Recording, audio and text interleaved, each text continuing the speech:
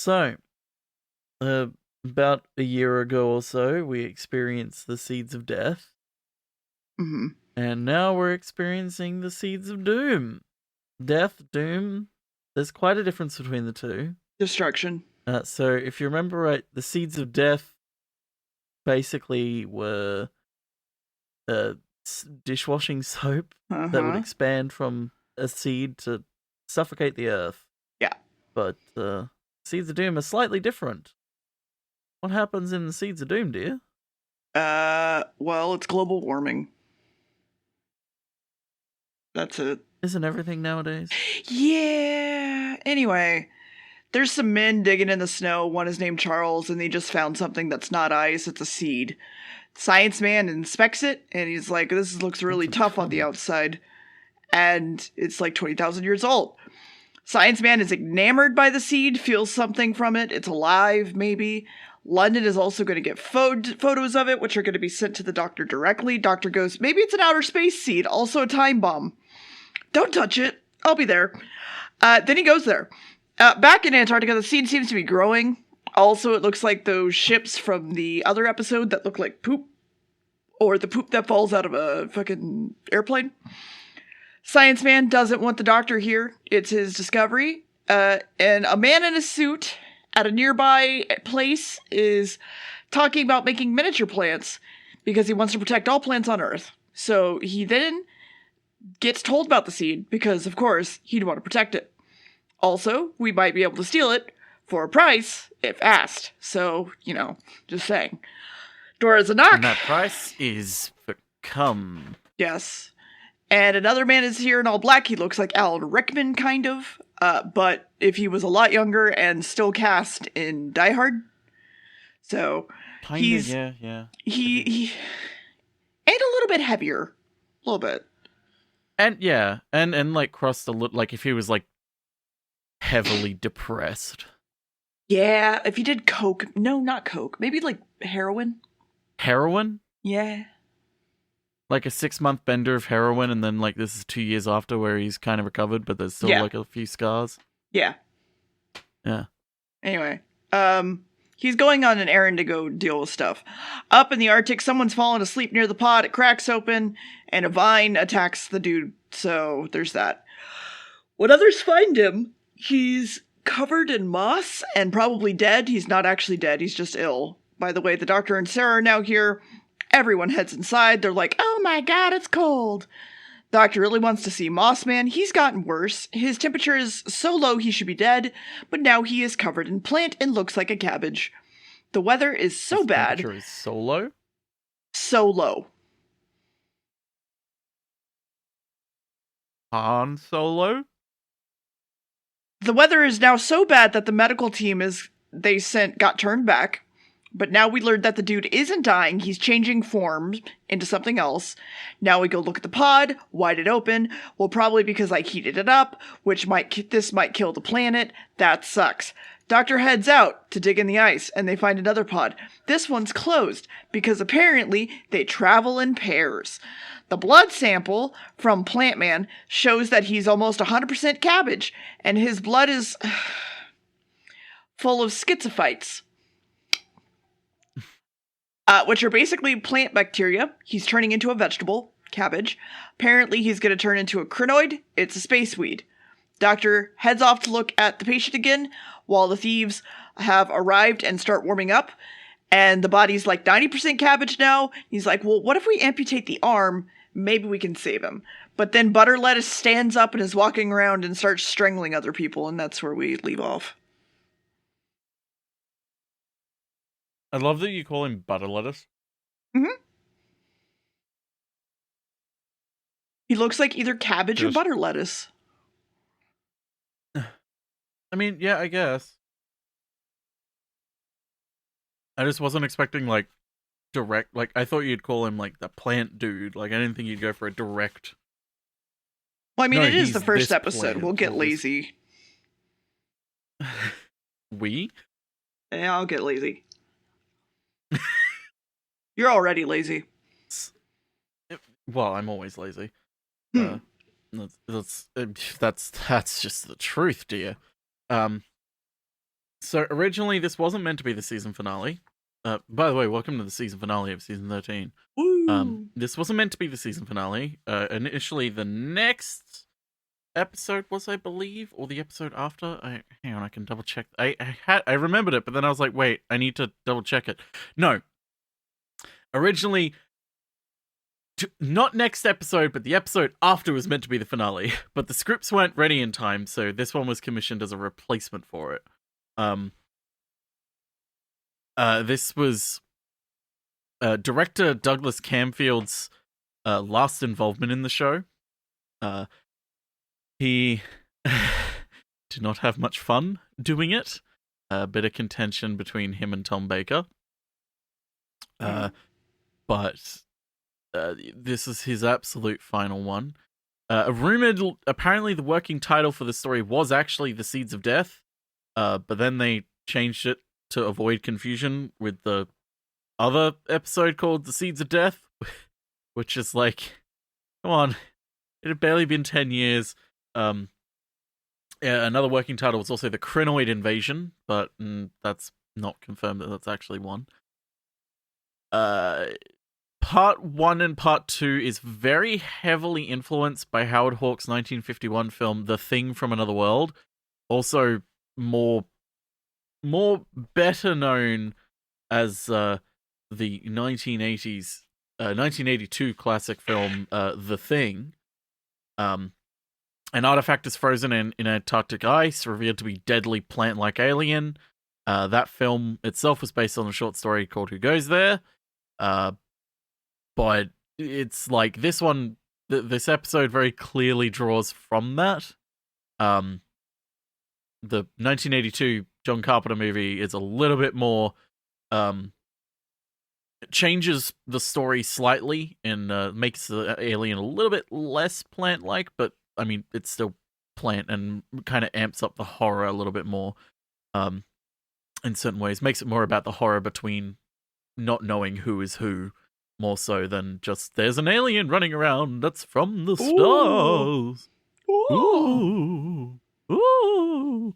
There's also a strong similarity between this story and a Avengers television story from the 60s, which wouldn't be surprising considering there's been a few times where writers have had ideas for other BBC shows and other British shows like The Avengers and basically not had anywhere to use them, so they've just gone, oh, we can just reuse it for Doctor Who, which sometimes does not work, which is most of the time.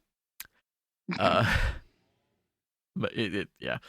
There's also some other people saying the writer said that he got accused of stealing the notion of a hostile and mobile alien plant from The Day of the Triffids, but he jokingly says that the stories merely draw from common roots, which, very funny.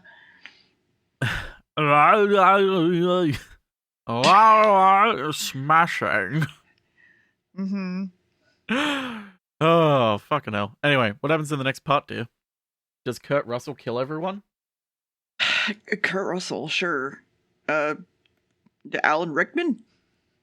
Yeah. The thieves decide to steal everyone else's guns so they don't get shot. Instead, the old leather guy is like, let's just kill everyone and take the pod instead. And Sarah has now found the dead body that was strangled earlier, goes to tell the doctor, who is like, The alien plant apparently killed him, not the person, because the plant is basically all that exists, so we gotta kill it. Rich plant man, meanwhile, tells someone else about stealing the pod, and the other man's very angry about it. Then we see plant man followed by the doctor and Sarah outside in the snow and science, and they find a power shed out there, and the thieves are destroying everything. Well, his name is Science. It's fine.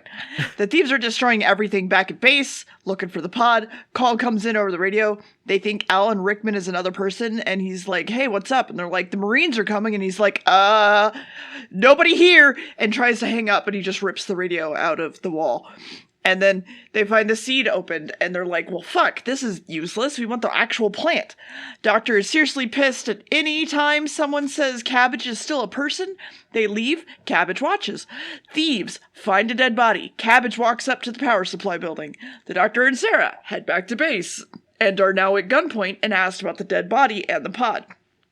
The thieves are annoyed that the plant isn't there, asked to be explained everything, but they don't believe it. Of course. And then Science Man comes in and uses a gun that doesn't work. Whoops! Everybody gets captured because, they sabotage the guns. So where's the pod guys? Actually, there's one in the freezer. So let's go get it out and put it in a cooler and then transport it to London.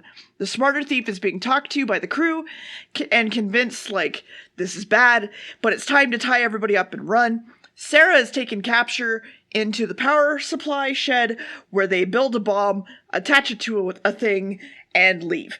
The Doctor is, by the way, escaping. Meanwhile, smart thief tries to betray Alan Rickman, and then he's just like, what the fuck are you doing? And they leave together. Plant Man has come back to base and attacks Science Man, however, while he's on the radio. The Doctor watches a plane with a pod take off without him, and he's sad about it. The Doctor and Sarah get out of the bomb building, lock the Plant Man up inside, blows up, everything's good. While the Doctor watches...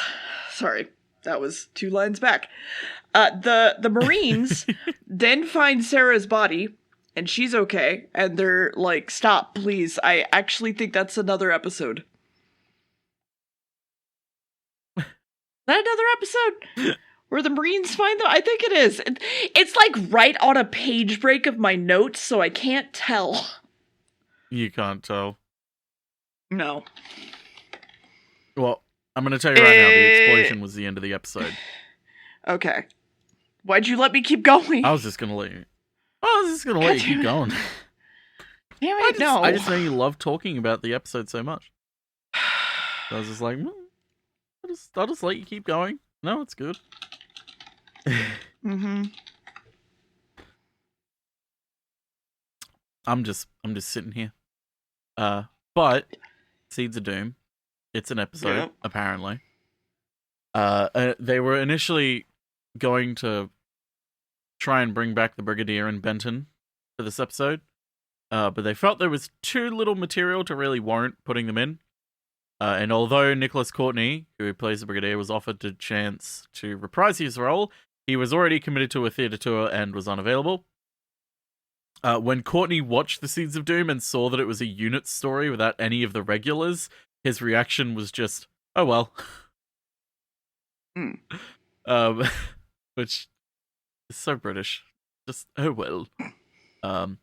Originally, just a few weeks before the serial was due to start its original transmission, the Master 625 line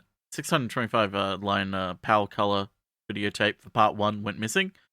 A brief panic ensued. The producer began planning a re-edit of part 2 that would allow the story to begin at this point. Fortunately, the videotape of part 1 was eventually located, having just been misplaced in the storage tape system.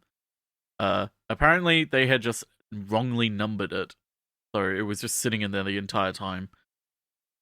Which, well then, nearly fucking lost it. Also, the crinoid costume that they have was, it always looked weirdly familiar to me, and it now makes a lot of sense. What they did was they took one of the surviving Axon costumes from the Claws of Axos, if you remember that one, the one with the gold people and the vampire ship. Yeah. One that looks like a kind chicken of butthole. Remember how the golden people had a real form where they kind of looked like gelatinous, like vine people? I don't remember that, but it's fine. Okay, well, they took the costume of that and they spray painted it green to make it more plant-like, you know? Which, cool. But what happens in the next part, dear? Did they survive the explosion? Oh, I don't know, man. It's hard to tell. Oh. Okay. I'm just saying, like, their bodies were strewn across the snow, and there was a lot of blood, and we still haven't checked, so we don't know. Would you like to go check, Gam? No, you can check. I'll just sort of wait here. Okay, hold on. They're okay. Okay. All right, so Do they need the medical Marines. attention? The Marines have found Sarah's body, and she's okay, but she's running around, and they're like, "Oh my God, stop! You're hurt." But then they see the doctor over hill, and he's fine, so they're good. Everybody's good. Yeah. The pod made its way back to England, by the way. Everyone is on edge to look at it. Rich man is upset that he could have had 2 pods. And another guy walks in and is very angry at Rich Guy for blowing up and killing everybody. But they want to find out. But then they find out that the doctor and Sarah are still alive, so they have loose ends now. That's bad. No one wants to believe them, of course, and they're really trying to get across all the plant shit, and he's like, "You're crazy." Doctor forcibly asked to get sent to the Botanical Institute because he knew the pod's info was leaked, probably there. I don't remember how, but just he does. Doctor's driver, of course, is in on it, tries to stop him, but they shove him over and run quickly. Sarah, by the way, has found a painting in the car, and it's a flower, and they're like, huh. And then they show the lady who painted it, and she's like, huh, I painted this, and he never paid me. What the fuck? So, meanwhile, rich dude is asking He smart flaked. thief guy. He did. He tried to pay an exposure bucks, and it just did not work. Meanwhile, rich dude is asking smart thief guy and goes, "Please stop experimenting. Weird stuff is happening." And he's like, "No." And then rich guy learns his driver's in the No. hospital, and Sarah and the doctor drive to his house. They ditch the car, head towards the main building, get shot at in the process. Alan Rickman is here and stops them, capturing them both. But now they're where they want to be, so it's fine. But now they're going to be executed, which is not fine. They're going to help make plants, Scam, because, it's fine. Cut to the pod, which is growing and opening now, making Science Man scared. Evil guy is playing some drum and bass metal for the plants. And it's now time to die while you listen to me make some music. Because I'm weird like that. And then the butler comes in and goes, "Please, sir, come with me. The pod's doing shit." And he's like, "God damn it, fine." They lead him away. Alan Rickman, Sarah, the doctor attack him. Sarah and the doctor attack Alan Rickman and fucking book it. And they're being chased while Rich Guy is watching the fucking seed grow. The doctor and Sarah split up on the grounds and kind of fuck about. But Sarah gets caught. And the doctor's now inside the building and on the roof somehow. But they bring Sarah in and throw her next to the pod. And they're like, "We're going to use her with the pod." And the doctor's like, "Gasp." And yeah, there you go. Gasp. Gasp. Oh gosh. So, Seeds of Doom, huh? Yeah. Tom Baker was spectacularly not too impressed with the script, suggesting that it should have been composted along with the villain. Yes, there are a lot of puns to do with plants and gardening in this. However, he and Douglas Camfield agreed to play it as if the Doctor was scared and desperate, to try and avoid the potentially comical crinoid losing its frisson of scariness. Which is how it comes across a lot. Like, a lot of the time, like, characters are like, "Oh, what should we do? Like, should we do this or this?" And the Doctor's just like, "Guys, fucking listen. We need to do this, because otherwise we're gonna die. Like, this is serious. Like, stop fucking around. Please."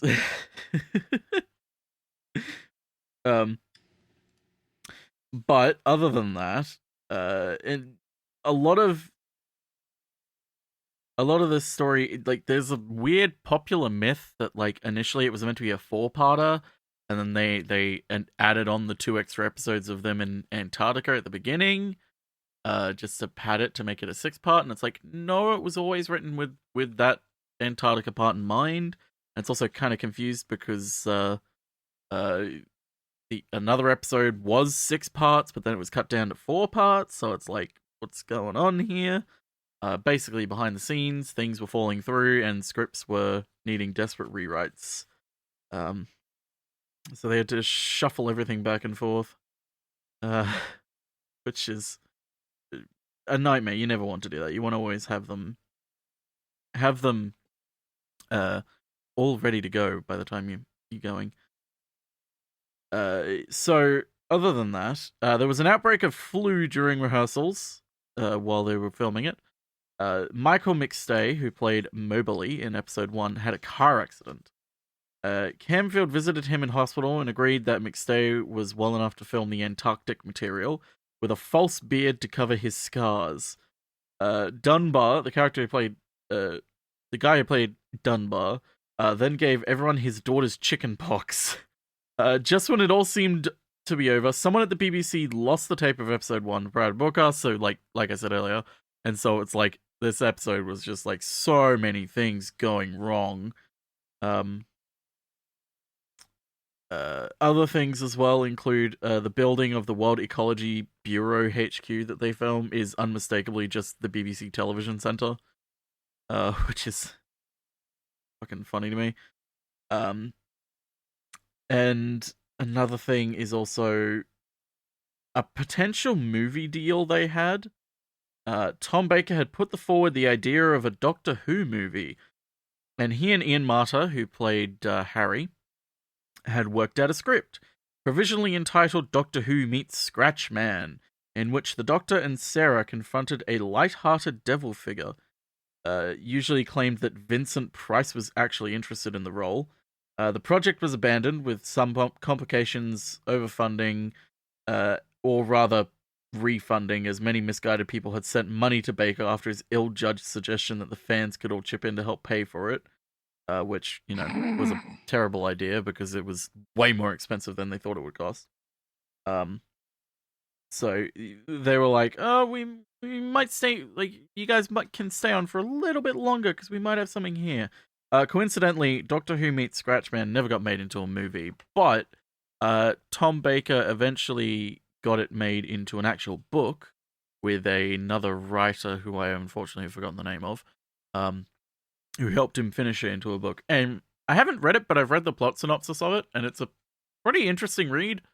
It involves, like, the Fourth Doctor essentially meeting, like, scarecrow versions of, like, previous Doctors and, like, other characters, and, like, basically the devil's fucking with him, and it's, like, pretty interesting shit. But yeah, what happens in the next part, dear? The Doctor steals a gun, mostly. As you do. Mostly. But the seed has opened up and taken over Science Man instead, so he's basically dead. Alan Rickman runs off to find the Doctor and Sarah. Science Thief is scared, and Wrenchman is like, ooh, this is fun and interesting. And then the Doctor rushes back inside, because everyone has already left at this point. Except Alan Rickman, who has come in from behind with a gun, also learning about Science Guy. So they throw the Doctor in a room with a lot of trash cans and beat him up a whole lot. But then they just kind of decided to throw the Doctor into some machinery, because, yeah, Science is going to be tied up in a bed, hot, and then they slowly watch him turn into fucking butter lettuce. There's no hospital for you, buddy. Only more vegetables. Back at the lab, Richman gets a phone call, and Painter Lady is here to collect her fucking dues. You twat. Sarah sneaks away and has found the room with the plant in it. Pay me, bitch! You owe me money for this plant that I painted. Yeah. That was a terrible old lady. Why did I even try to do that? It's okay. He thinks Sarah just wants him to die, by the way, and she runs off. And then he's brought food. Old lady is back and ready to kick some ass, but she just kind of mentions she wants to paint more flowers, but also, seriously, fucking pay me. Then Alan Rickman comes in and asks if they should start the recycling. Instead, they pay the lady, and it's time to do something secret, don't mind us. Sarah continues to sneak about, also noting that dude is being a super fucking huge plant right now. Rich walks in on the Doctor, and they talk about the grinder for a bit, because, he grinds up bodies to make his bread, I guess. he feeds them to plants, basically. Well, even though that's not how that works at all. That's not how mulch works. Anyway, Sarah hides around a corner while the old lady is like, "Ooh, this house is nice." And Alan Rickman runs off for a second, and Sarah's like, "Hey, psst, I have a message for you." And the doctor is now placed in the recycler, and it is set off to go in a bit for some reason, and not now. Old lady is back in her car and relays to the two men in her car that they need help and rich man is evil. The butler goes to feed the plant, but is now a full plant and escaping. The doctor is trying to not die, while Sarah comes in and saves the day. Rich man is being confronted about the fucking seed, and butler comes in and goes, "Help!" And then plant guy is now running around the grounds and attacking people. The doctor and Sarah run through with a gun and save the day. Maybe. Who knows? That's where I thought the episode ended. Anyway, continue talking. Yeah, you thought the episode ended, and then we had a good moment of you being like, "Man, that's a weird way for a 4-episode, like, for it to end on the 4th episode." And I'm like, "Yeah, it's almost like it's not 4 episodes." And you're like, "Ha." I'm like, "Wait, you're not joking, are you? You seriously thought this was 4 episodes?" Yes. Even though Dear could see the DVD menu and see that I wasn't paying attention. You think I give a crap? So Robert Banks Stewart, the writer, was influenced in writing this ecological tale of rampant flora by the fact that his home was like next to Kew Gardens, as well as his connection to a botanist that was a friend of his. The episode has a minor, I would say it's kind of minor environmental theme. It's not as like major. If this was made during the Third Doctor's era, it would have been a lot more prominent, the whole environment angle of it. But it's not. It's made during Philip Hinchcliffe's era, which lessens the messaging. In the story where there's an audio adventure where the Crinoids come back, essentially. And that one has much more of a climate change, ecological angle to it, where essentially the villain essentially takes the Crinoids and is like, we need to find a way to harness them to reverse global warming, sort of thing, or like either that or adapt humanity to be able to live in better conditions and live more closer to nature, that sort of thing. Kind of eco-fascism in a way. Which, you know, is kind of what they were wanting to do with this episode in this one, but also not really, because they didn't want to go all the way, because they kind of chicken out with messaging in Philip Hinchcliffe stories a lot of the time, unless, you know, it's just massive part of it and they really go off on it. So, also, Mobley is initially confused by the Doctor's appearance, saying that he expected someone older. This is actually kind of a reference to how Robert Holmes's original concept for the 4th Doctor had been an elderly, eccentric man, but they ended up with casting an actor who was way younger than any of the previous Doctors they had before, which, at the time, was a pretty controversial decision in the fandom, from what I can tell, of like, you know, people saying, well, he's meant to be an old man, not a young man, which I can imagine they probably would have gotten even more annoyed at with the next Doctor, who was even younger, and was the youngest actor, I believe, to play the Doctor until Matt Smith came along, which says something. But I find it interesting always.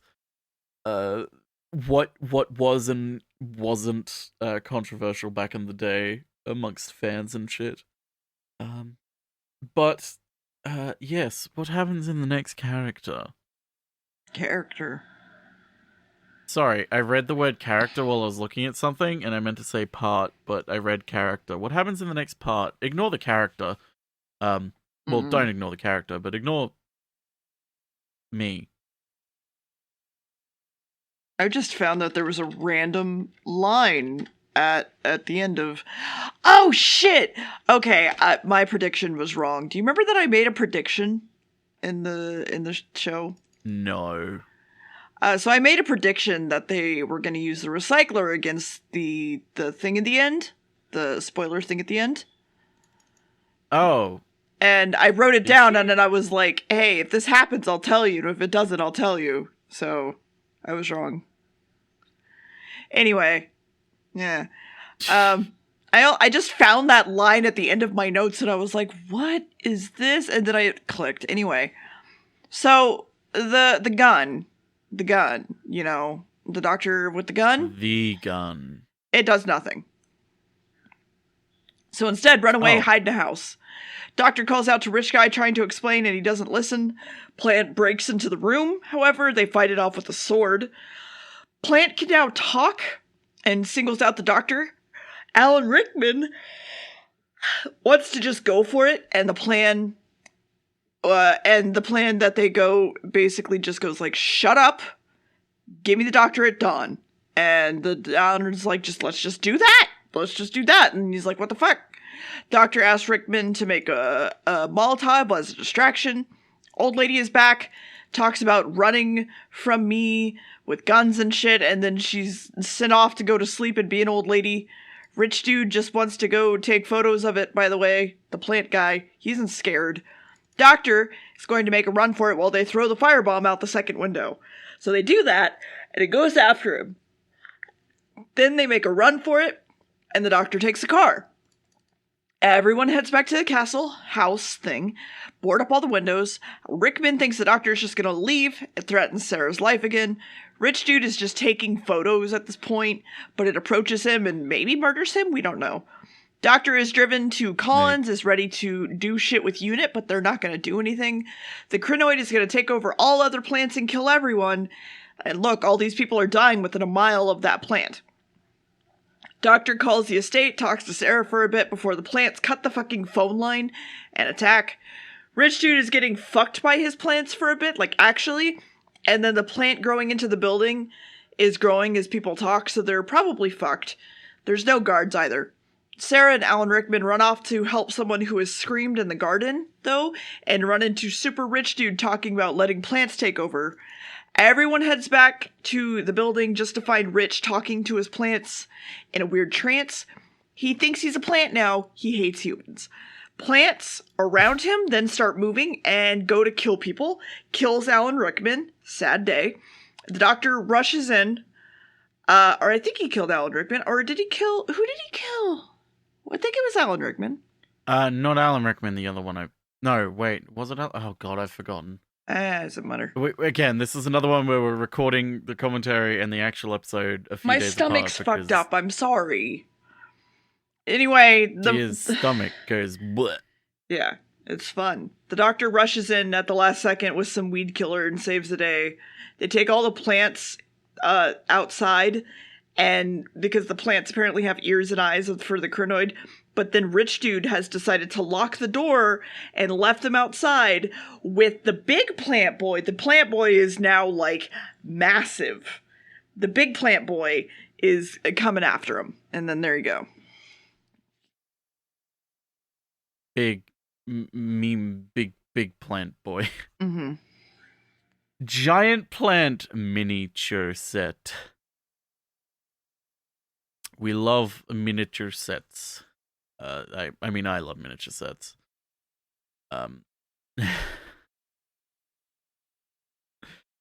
Seeds of Doom. Mm-hmm. Okay, we can talk a bit more about where this comes from and such. So this is all kind of new and interesting to me. During the Angolan Civil War, which started in 1974, and lasted for like 28 years, many unemployed British men sought to earn money as gunmen and were apprehended and tried as a result. Most of these mercenaries were psychologically unfit for the British Army, usually due to an unreasoning psychopathic racism, which made them tend to go to South Africa first. The British government officially condemned the practice, but with the Wilson government's slim majority, couldn't ignore constituency MPs' efforts to free them. Basically, they had such a weak hold over the government that, like, if even one or two members of parliament were like, hey, we need to break ranks and just let our constituents go and do what they want, they kind of just had to accept it, or they risk losing government. It also kind of talked about in the Elvis Costello song Oliver's Army. Drama serials found new morally ambiguous action men to explore, kind of taking this idea of men kind of being mercenaries going to other places like this, along with like bent cops and jaded spies. Other episodes in the future definitely explore this sort of thing. Douglas Camfield also had a tendency to intervene in scripts, sort of writing things out or putting things in kind of willy-nilly in a sense. Scorby is kind of the character we're talking about with this. He's very much kind of the morally ambiguous, like fucking around, just doing this for money, but also at the same time, yeah, like, Alan Rickman. Not terribly a terrible person. He's more just a mercenary. He doesn't really care. He just wants to get paid, but also at the same time, he is kind of shitty guy.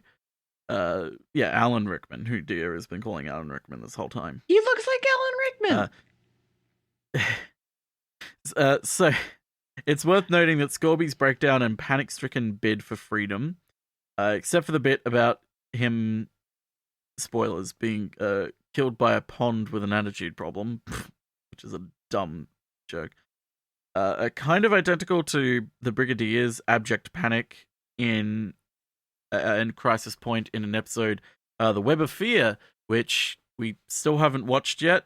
We have the Blu-ray to watch it, we just haven't had time yet because we've been needing to catch up on episodes and such. Mm-hmm. We'll record it soon. Yeah.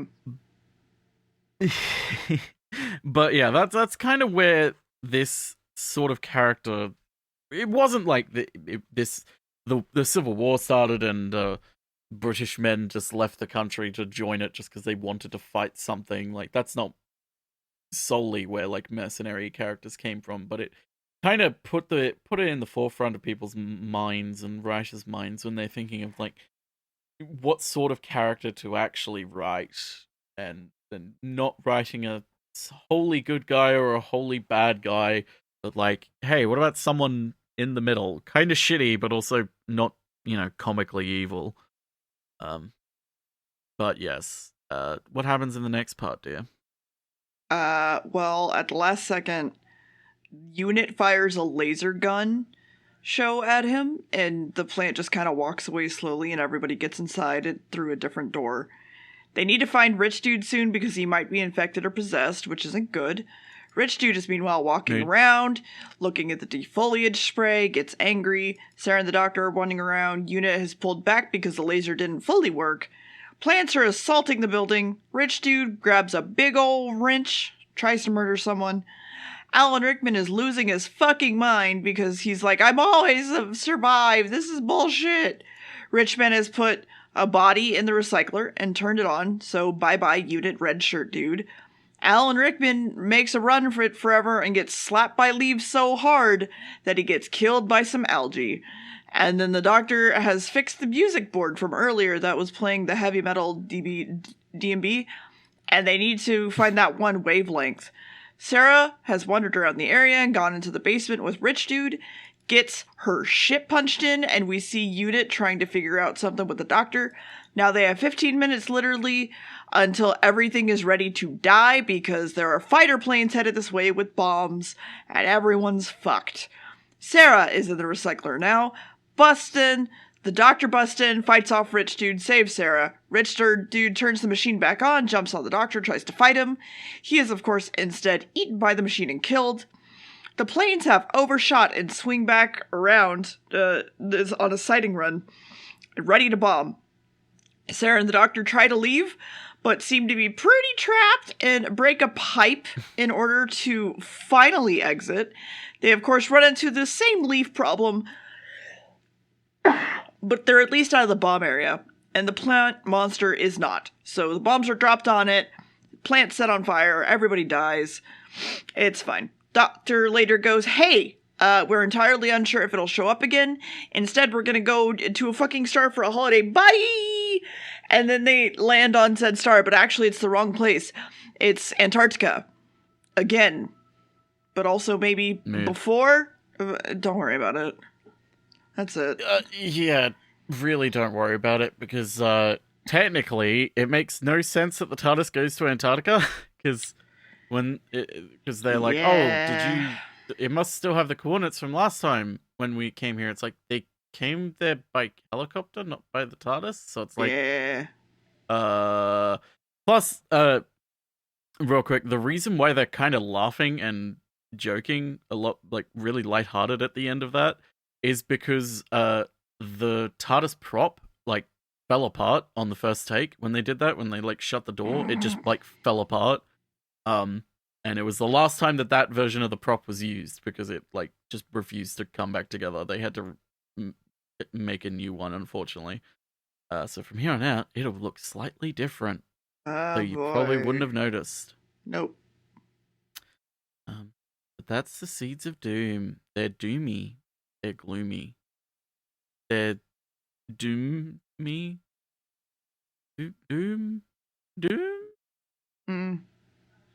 What do you think? Honestly, I'm like at a fucking 1. There's so many parts of this that just either annoy me or like something, I don't know. It just there's so much that bothers me. The only thing that I really got interested in was figuring out who Alan Rickman looked like for a while. And then after that was done, I don't know. I do like that Alan Rickman, like, has his whole thing. Like, he gets scared and becomes, like, kind of real. And, like, that's fine. But it's not enough to save it for me. I don't give a crap about the episode. I mean, it is 6 parts. And the 6 parts are, like... It was also not... It was, like, rushed prop feeling. Like, just shoved together to be a finale. It does kind of feel like that a bit. It feels like, even though it's 6 parts, it's like the Antarctica bit, like, feels a bit rushed, and it's like almost like 3 different stories mushed into one, in a sense, or just 2 stories mushed into one. Yeah, like, it could have had the Antarctic. They could have literally just made The Thing, but Doctor Who version, which they kind of have done a few times. But they didn't. They kind of just took the idea and melded it into this story. Then it's like, okay, well, then you have the rich arsehole who wants to take over the world with plants, essentially. And it's like, well, that's another story. And then you have, like the result of it, like, goes on for so long that it could have been a story unto itself. Of, like, okay, well, now we have this giant plant, and all the plants around London are attacking people. It's like, okay, that's a separate thing as well. It's like, it all kind of melds weirdly. There's too much, and you could take any part of this story and it could just be its own thing. Kind of, yeah. It's why I kind of agree with, like, the idea of, like, it's an episode to watch, but, like, I never jump to rewatch this one, mainly because it's like, for me to rewatch a 6+ episode. 6+ part episode, it has to be really good. And, like, this one is not good, and even if it was only 4 parts, I probably wouldn't even rewatch it. But it's not terrible. It's more just like there's too much going on that doesn't blend together that well. Speaking of blending together that well, segues and talking while I'm yawning. Yeah. Okay. You're not going to guess what the title of this episode is, but I'll give you a chance anyway. Is it, Okay. Well, hold on. Is the next episode we're watching called The Web Planet? No, that was episode 13, and we've already watched that one. No, not the Web Planet. The one that you mentioned earlier. That we haven't The Web of watched yet. Fear? Yes. Well, technically, no, that's not the next one. Because that's 6 parts. It's fine. Plus, also, if someone's listening to this in order of, like, you know, Doctor Who episode, not podcast episode, that's gonna sound really fucking weird. It's fine. No, The Blank of Mandragora. Of Mandragora. It is a word. I like that you have to go in and be like, it is a word. Well, I mean the word that like you need to guess.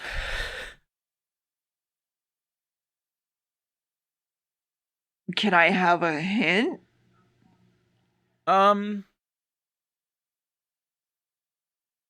Maybe you can. And before anyone says, I'm pretty like, yes, it can also be pronounced Mandragora or something like that. But I believe in the episode they say Mandragora, and also in the sequel. Okay, novel. what's my hint? That's really good. Your hint is it's a sound. Homophone of the word is a facial accessory. So it's something you wear on your face. Is it homophone that I'm looking for? I always forget the... Well, there's only 2 things that I can think of. Yeah, same pronunciation, different meanings. That is homophone. Cool, that's what I meant. Glasses or mask? Pick one. Glasses. Oh, it was the other one. It's mask. Fuck the mask you. of Mandragora.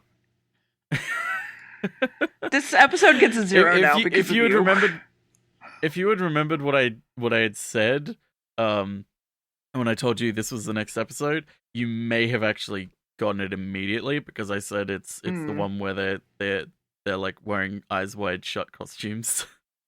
Oh. But yes, the Mask of Mandragora. Ooh, spooky, Italian, Italy. Yeah. Woo.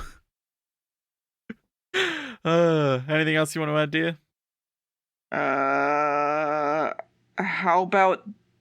Okay, no, I was about to say, how about the Italians, much like Chris Pratt, but that's way off Mamma subject. mia, I hated the game.